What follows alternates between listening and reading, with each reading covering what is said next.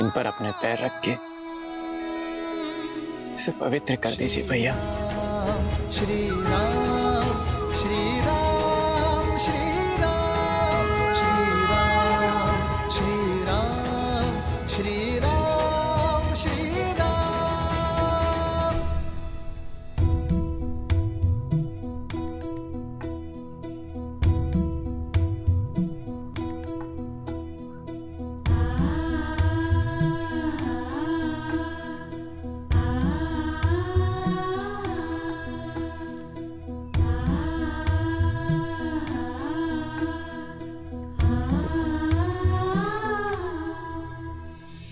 राम भक्त ले चला रे राम की निशानी, राम भक्त ले चला रे राम की निशानी। शीश पर खड़ाऊ अखियों में पानी, राम भक्त ले चला रे राम की निशानी। आपके आदेश का पालन कर रहा हूं भैया। न जाने किस जन्म का दंड भोगूंगा मैं इन 14 वर्षों के वियोग में, किंतु स्मरण रहे 14 वर्ष, केवल 14 वर्ष। यदि एक क्षण भी अयोध्या लौटने में आपने विलंब किया तो अपने प्रिय भरत के निर्जीव शरीर से भेंट करेंगे आप।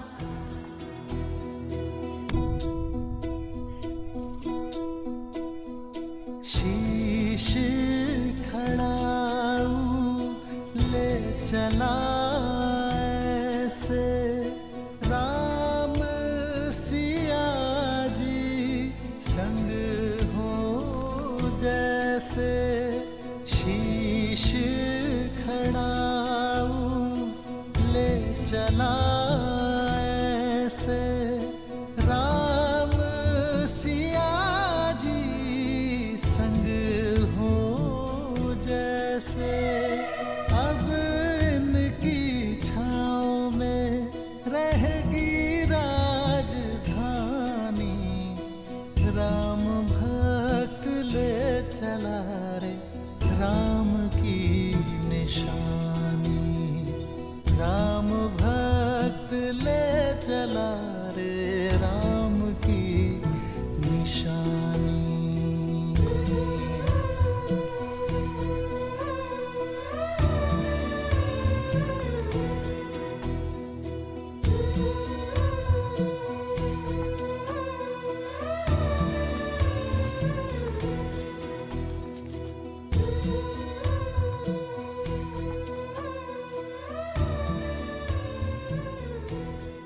जितना पवित्र भरत का मन है उतनी ही पवित्र उसकी भ्रातृ भक्ति है। भक्ति क्या है? भक्ति देवी, भक्ति वास्तव में एक व्यक्ति का दूसरे व्यक्ति के प्रति विश्वास ही तो है। वो विश्वास जिसे समय और परिस्थिति बदल ना पाए। भरत की श्री राम के प्रति भक्ति, धर्म और सत्य के प्रति विश्वास, इसी का उदाहरण है वो विश्वास जिसके लिए व्यक्ति अपनों से, संसार से, यहां तक कि स्वयं से भी लड़ जाए। भरत की श्री राम के प्रति भक्ति, उनके प्रति विश्वास ही भरत को आदर और सम्मान की मूर्ति बना देता है। सत्य कहा आपने। ऐसे प्रेम का भला कोई शत्रु कैसे हो सकता है? भरत से बड़ा भक्त इस संसार में कोई अन्य हो ही नहीं सकता। सत्य कहा आपने देवी। वास्तव में इस संसार में भरत से बड़ा और कोई भक्त नहीं, सिवाय एक के। अर्थात? अर्थात जहां एक और भरत ने श्री राम की सेवा के लिए अपना समस्त जन्म दिया, वहीं कोई और भी था जिसने केवल श्री राम की सेवा के लिए जन्म लिया, जो भक्ति में भरत से कम नहीं था और बल और साहस में इस ब्रह्मांड में अद्वितीय था। कौन है वो? पहेलियां मत बुझाइए। पहेलियां नहीं देवी, ये सत्य है। भरत से बड़ा राम भक्त यदि कोई है तो वो केवल शिव है। और यही कारण है कि मेरे एकमात्र अंशावतार ने राम काल में ही धरती पर जन्म लिया, ताकि वो श्री राम और रावण की इस महान गाथा का अभिन्न अंग बन सके। अंशावतार? हाँ देवी, मेरा अंशावतार, जिसे ये संसार कभी प्रेम से, कभी भय से, तो कभी भक्ति से, भिन्न भिन्न नामों से पुकारेगा। अंजनाद्रि में जन्मे माता अंजनी के पुत्र अंजनेय, पवन सुत हनुमान, पवन सुत हनुमान। परंतु अभी मेरा यह अंशावतार कहीं प्रतीक्षारत है अपने प्रभु श्री राम से मिलन के लिए। जय महावीर हनुमान, जय जय पवन पुत्र हनुमान।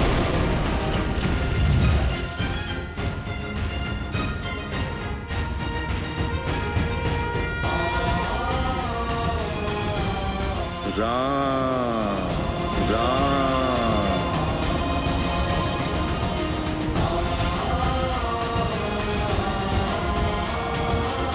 राम राम। बजरंग बली हनुमान, जय जय महाबली हनुमान। राम राम।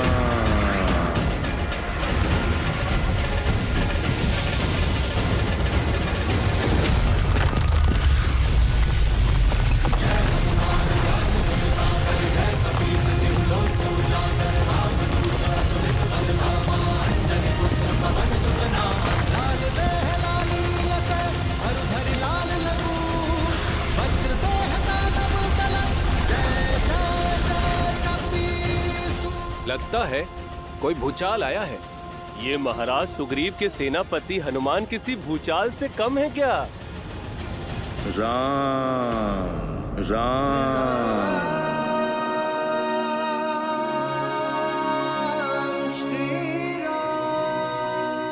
लगता है अपना सुध खो बैठे हैं हनुमान जी। राम नाम के किसी मनुष्य को अपना आराध्य मान चुके हैं। राम राम। और ये एकांत में कर क्या रहे हैं?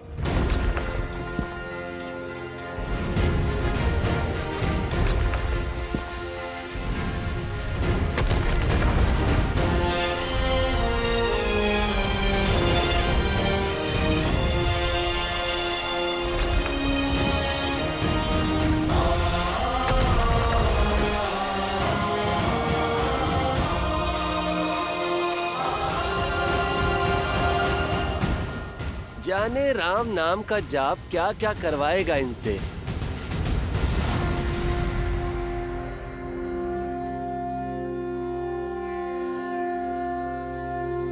राम राम।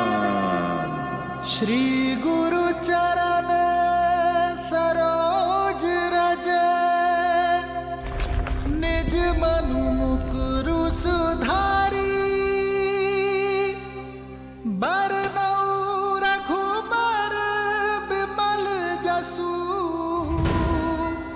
जो दायकु फल चारी।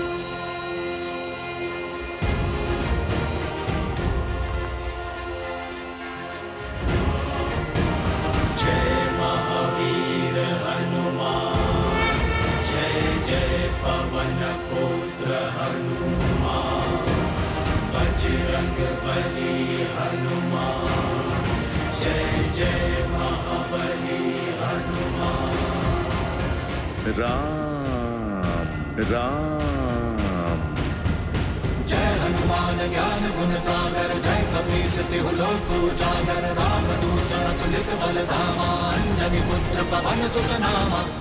राम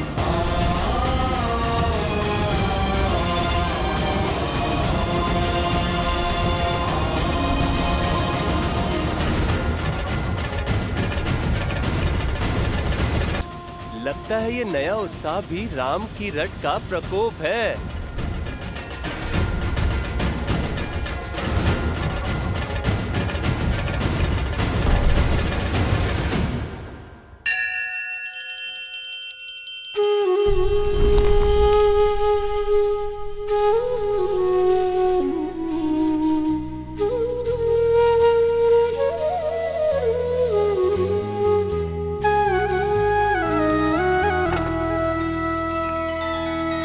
श्री रामचंद्र कृपालु भजु मन हरण भव भय दारुणम नव कंज लोचन कंज मुख कर कंज पद कंजारुणम कंदर्प अगणित अमित छवि नव नील नीरज सुंदरम पट पीत मानहु तड़ित रुचि सुचि नौमि जनक सुतावरम। श्री राम श्री राम श्री राम श्री राम श्री राम श्री राम श्री राम श्री राम श्री राम श्री राम श्री राम श्री राम श्री राम श्री राम श्री राम श्री राम।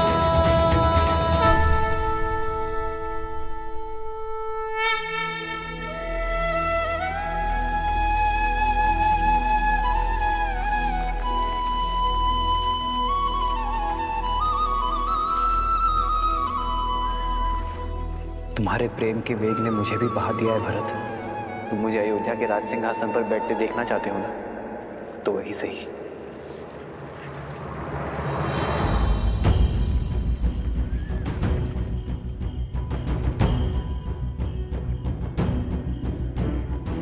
मुझे 14 वर्ष का वनवास काट कर आने दो भरत। उसके बाद मैं तुमसे अयोध्या का राज सिंहासन स्वीकार कर लूंगा। तब तक अयोध्या का भार तुम्हारा हुआ मेरे भाई।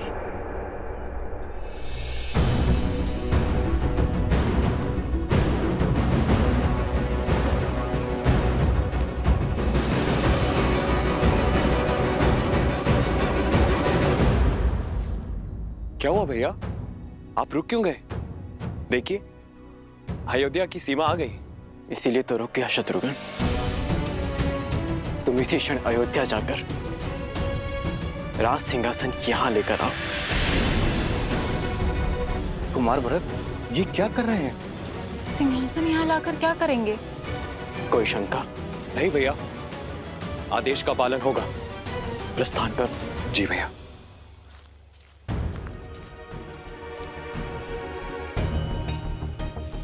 भरत, हम यहाँ क्यों खड़े हैं? अयोध्या क्यों नहीं जा रहे? अपनी माता के पापों का प्रायश्चित करने का प्रयास कर रहा हूं मैं।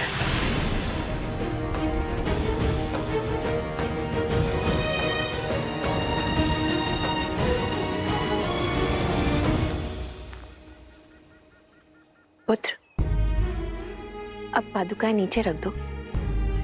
कब से ऐसे ही हो?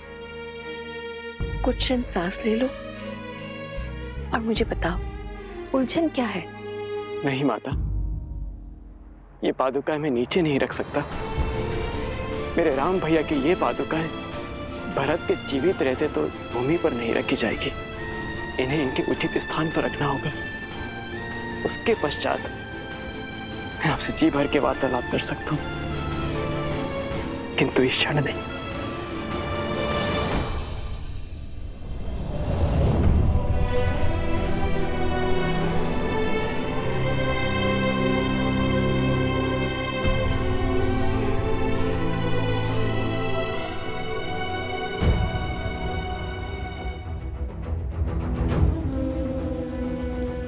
भोर से रात्रि हो गई, पर कुमार भरत ज्यों के त्यों खड़े हैं। हाँ सही कह रहे हो, ना तो श्री राम जी की पादुका नीचे रख रहे हैं और ना ही अयोध्या में प्रवेश कर रहे हैं। ना जाने क्या करने वाले हैं कुमार भरत।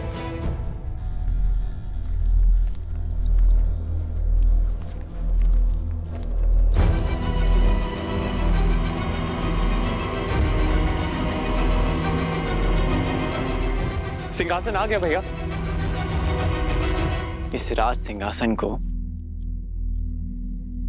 यहां रख दो शत्रुघ्न। मेरे राम भैया ने यहीं से माटी उठाई थी।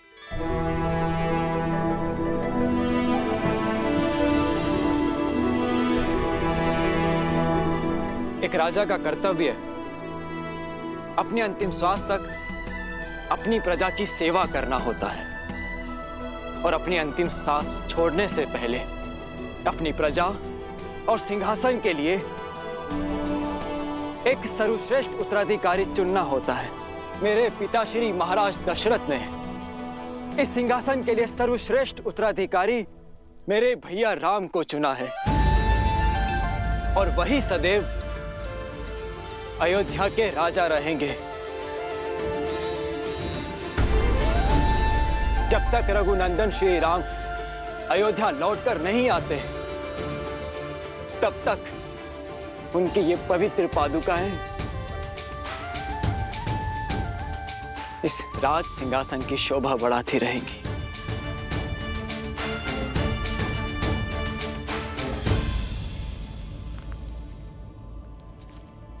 पुत्र भरत, ये तुम राजमहल में भी तो कर सकते थे। नहीं माता, जब राजा वनवास पे हो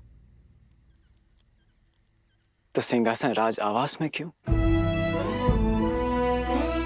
भैया की अनुपस्थिति में हमारी प्रजा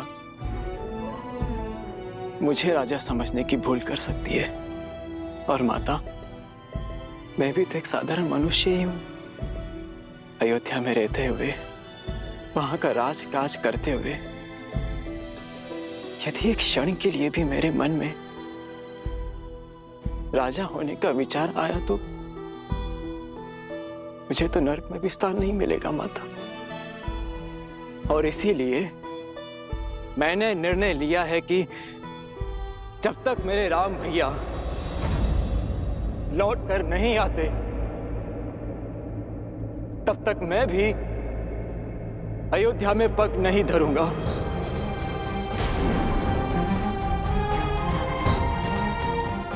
यही नंदीग्राम में रह के उनकी आज्ञा का पालन करूंगा, अपने भैया का दिया हुआ दायित्व निभाऊंगा, आप सबकी सेवा करूंगा। और आप सब भी अपना कर्तव्य मत भूलिएगा। मत भूलिएगा कि अयोध्या पर केवल हमारे श्री राम का अधिकार है और मैं अयोध्या अपने महाराज के साथ ही लौटूंगा 14 वर्षों के बाद।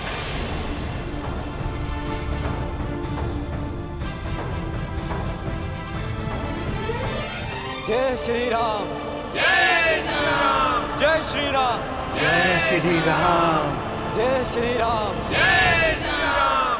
राम मातु गुर पद सिरुनाई, प्रभु पद पीठ रजाय सुपाई।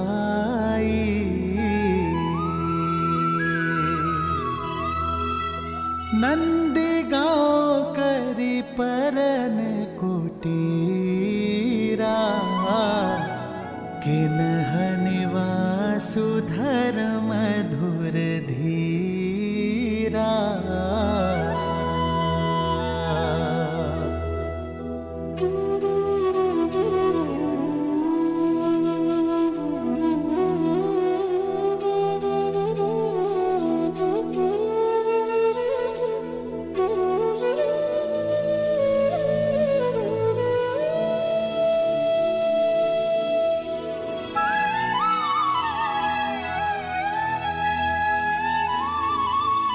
मैं यहाँ अयोध्या के बाहर नंदीग्राम में रहकर राजकाज संभालूंगा और शत्रुघ्न तुम अयोध्या के अंदर रहकर हमारी प्रजा की सुरक्षा का दायित्व निभाना, क्योंकि मेरा भाई मुझसे भी अधिक शूरवीर है। जो आज्ञा भैया। तुम्हें जन्म देकर मेरे पापों के प्रायश्चित हो गए भरत। ये कैकेयी अपने आप को लज्जित होने से नहीं बचा पाई, किंतु अपने कर्मों से तुमने मेरी कोख की लाज रख ली भरत। मुझे गर्व है भरत कि तुम मेरे पुत्र हो। मुझे गर्व है कि मैं तुम्हारी माता हूं भरत। गर्व तो आपको होना ही चाहिए महारानी, क्योंकि श्री राम आपको अपनी माता मानते हैं। क्षमा कर दिया उन्होंने आपको, परंतु कभी विचार कीजिएगा महारानी कि जो अपने स्वार्थ के लिए अपनों के साथ छल करता है, उसे नर्क भी यहीं भोगना पड़ता है। आपने अपने पुत्र के सिंहासन के लिए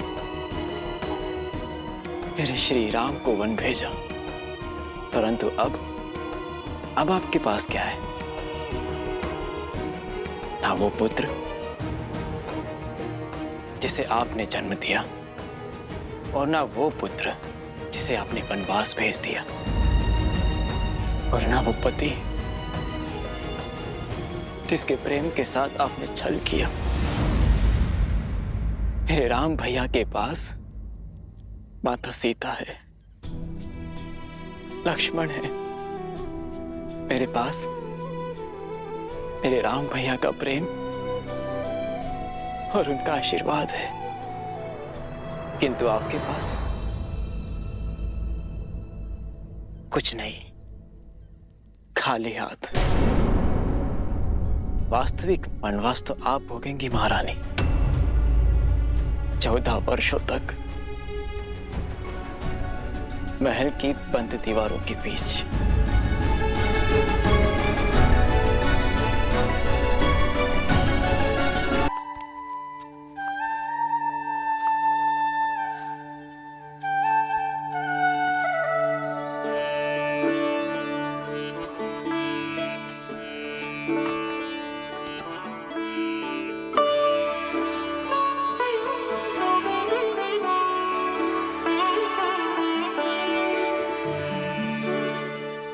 लक्ष्मण भैया को देखा, बात कीजिए ना उनसे यार।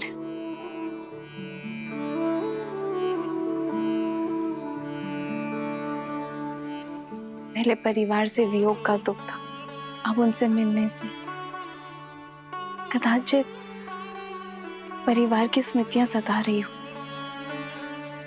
एक विचित्र ग्लानि भाव देखा मैंने भैया की आंखों में। कभी कभी भावनाएं मन के अंकुश से मुक्त होकर बहने लगती हैं सीता।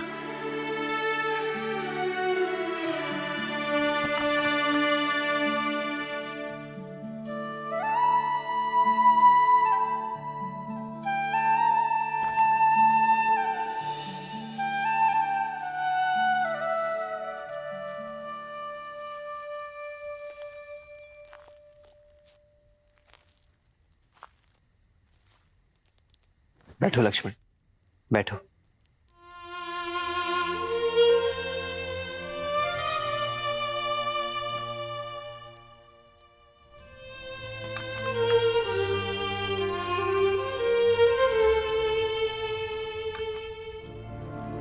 अग्नि में जितनी लकड़ियां डालते जाओगे वो उतनी ही भड़कती जाएगी लक्ष्मण।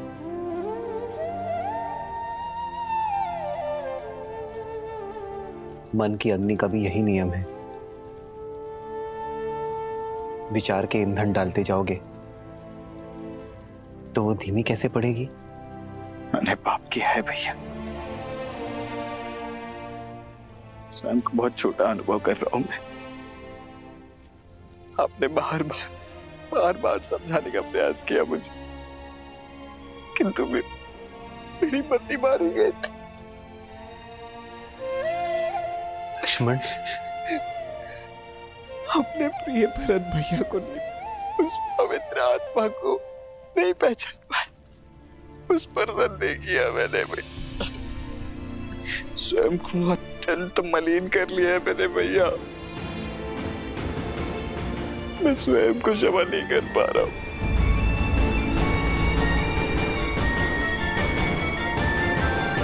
भैया कि मैं कैसे इस ग्लानि से निकलूं। स्वयं पर इतनी कठोरता क्यों लक्ष्मण?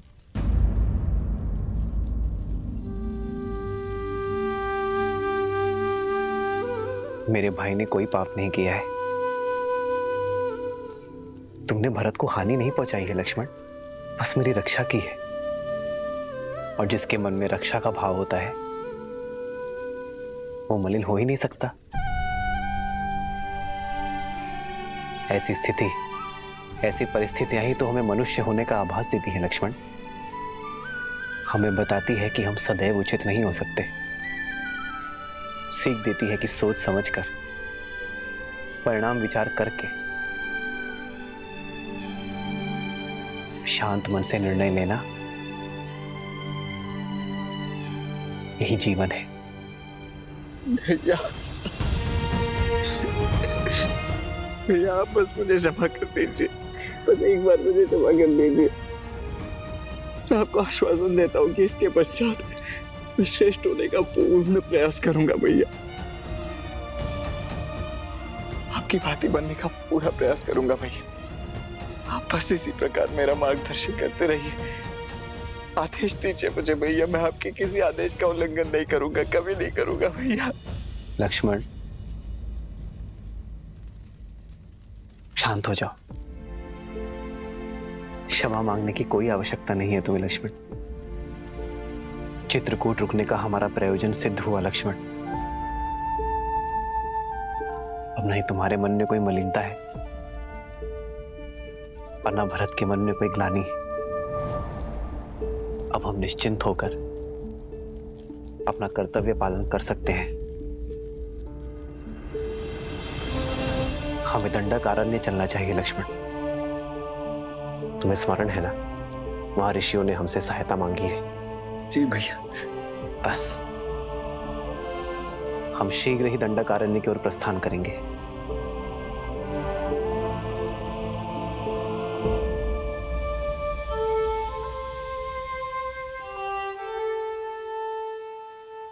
जीवन के पथ पर बिछे कांटों पर भी इतनी सरलता से कैसे चलते हैं श्री राम?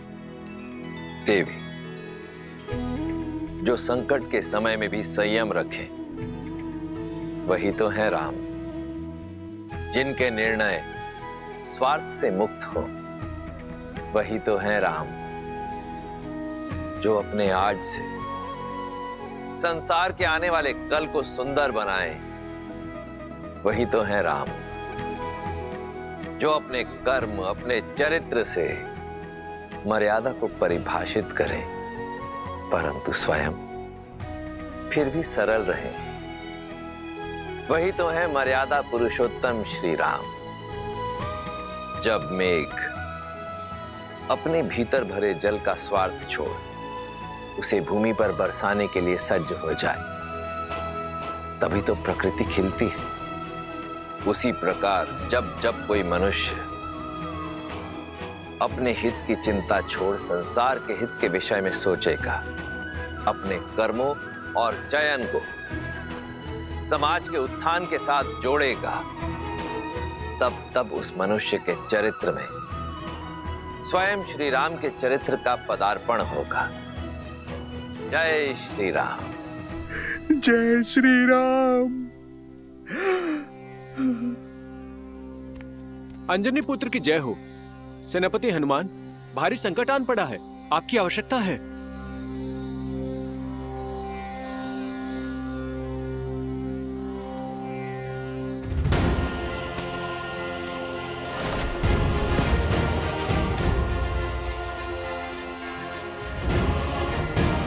जय महावीर हनुमान।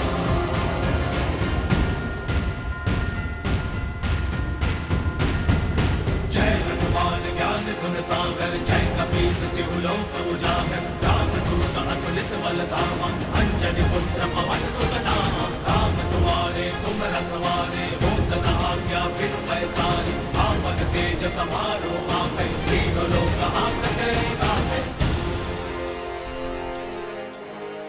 प्रणाम।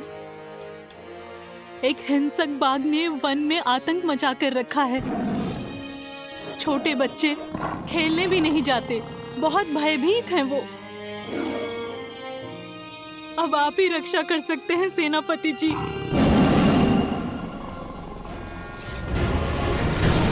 जय महावीर हनुमान, जय जय पवन पुत्र हनुमान। जय हनुमान ज्ञान गुण सागर, जय कपीस तिहु लोक उजागर। रामदूत अतुलित बल धामा, अंजनी पुत्र पवन सुत नामा। लाल देह लाली लस, हरधर लाल लहू। वज्र देह दानव दलन, जय जय जय कपीस। जय महावीर हनुमान, जय जय पवन पुत्र हनुमान। बजरंग बली जय श्री राम। जय श्री राम। हम तो बहुत डर गए थे। जब तक भय से भागोगे, भय तुम्हें भगाता रहेगा। पर हनुमान काका, वो बाघ बहुत भयंकर है। वो वानर भक्षी हो गया है, हमारे खेलने के स्थान पे आ जाता है और हमें खाने का प्रयास करता है। कुमार अंगद, किष्किंधा के भविष्य हो तुम। मित्रों की रक्षा करने के स्थान पर यदि स्वयं डरकर भागोगे तो फिर क्या संदेश दोगे इस संसार को? पर हम उसका सामना कैसे करते? वो इतना विशाल और हम नन्हे वानर। पुत्र अंगद, मधुमक्खी भी तो नन्ही होती है, पर कोई भी उससे बैर नहीं लेता, क्योंकि वास्तविक सत्य शारीरिक नहीं मस्तिष्क में होती है। और फिर तुम्हारे पास एक और शक्ति भी है, संगठन की। तुम छोटे अवश्य हो, पर संख्या में बहुत हो, और बाघ तो अकेला है। यदि तुम मिलकर सामना करोगे तो बाघ तो क्या, बड़े बड़े राक्षस भी चित हो जाएंगे तुम्हारे सामने। पर कैसे? जब बल कम हो तो बुद्धि और एकता काम आती है। चलो योजना बनाते हैं। श्री हनुमान जी की जय।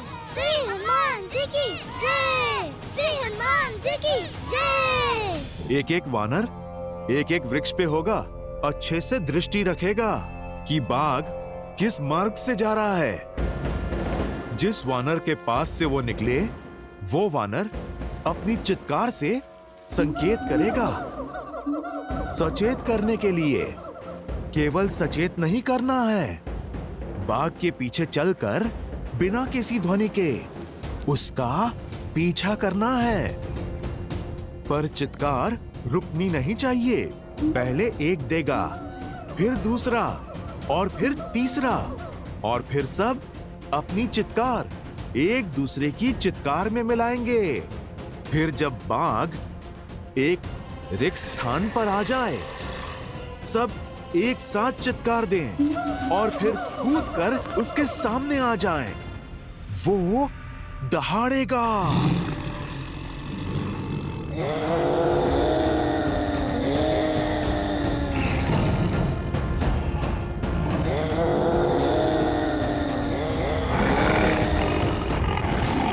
पर पुत्रों ध्यान रहे, बाघ डरा नहीं है, वो आक्रमण करने की तैयारी कर रहा है।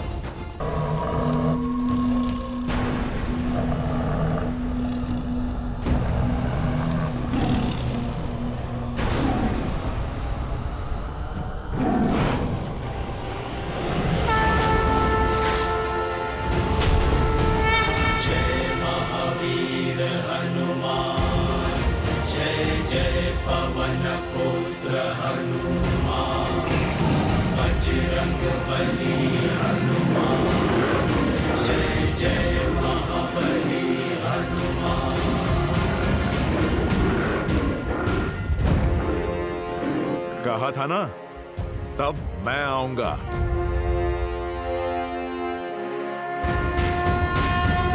जय हनुमान ज्ञान गुण सागर जय कपीस तिहु लोक उजागर रामदूत अतुलित बल धामा अंजनी पुत्र पवन सुत नामा राम दुआरे तुम रखवारे होत न आज्ञा बिनु पैसारे आपन तेज समारो आपे तीन लोक हाथ के कापे।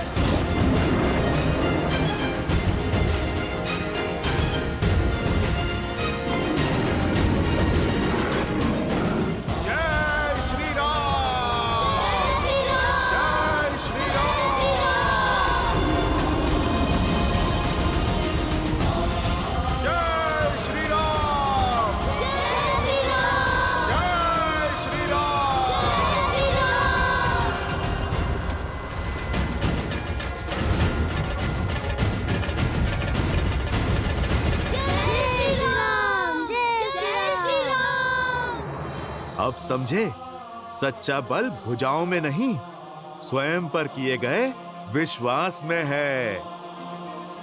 फिर बाग चाहे कितना भी विशाल हो, नन्हे मुन्ने भी उसका परिहास कर सकते हैं। समझो, भय की आंखों में आंखें डाल के विश्वास से देखोगे, भय स्वयं दुम दबा के भाग जाएगा। पर ये विश्वास जगेगा कैसे हनुमान काका? भक्ति और शक्ति में संतुलन बनाना सीख जाओ। भक्ति तुम्हें धर्म से जोड़ती है और शक्ति कर्म से, और ये संगम जीवन के हर एक उतार चढ़ाव में तुम्हारा मार्गदर्शन करेगा। तो हमें भक्ति और शक्ति दोनों का पथ दिखाइए। ठीक है, तो फिर आरंभ अखाड़े से करेंगे। तुम्हें कुश्ती कला में निपुण बनाकर शक्ति पाने के योग्य करूंगा और योग का ज्ञान सिखाकर सिद्धियां पाने का द्वार खोलूंगा।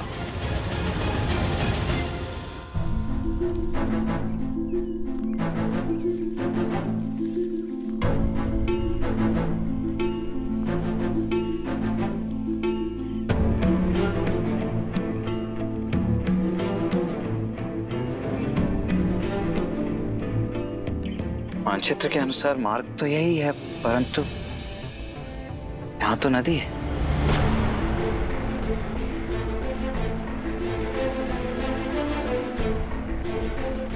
कदाचित हम मार्ग भटक गए हैं भैया।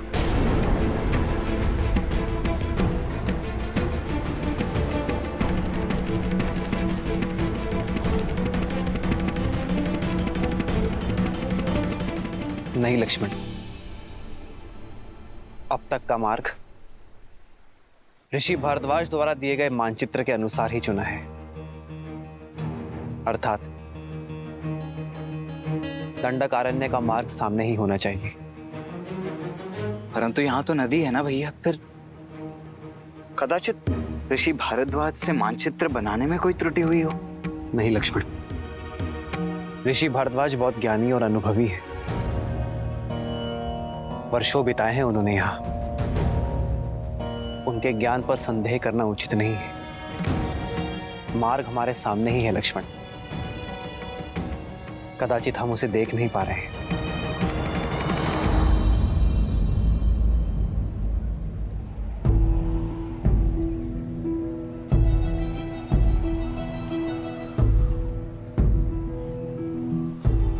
कदाचित इस वन में जैसा दिख रहा है वैसा है नहीं लक्ष्मण।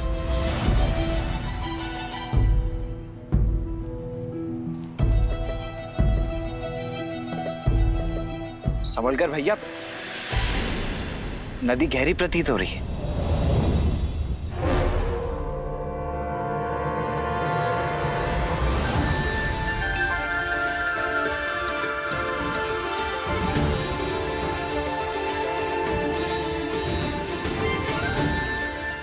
यहाँ कोई नदी नहीं है, केवल नेत्रों का भ्रम है। ऋषि भारद्वाज ने भी बताया था कि राक्षस मायावी है। कहीं ये भी किसी माया का भागी तो नहीं है? यदि मार्ग ढूंढना है तो माया से लड़ना होगा लक्ष्मण। जी भैया। आओ सीता।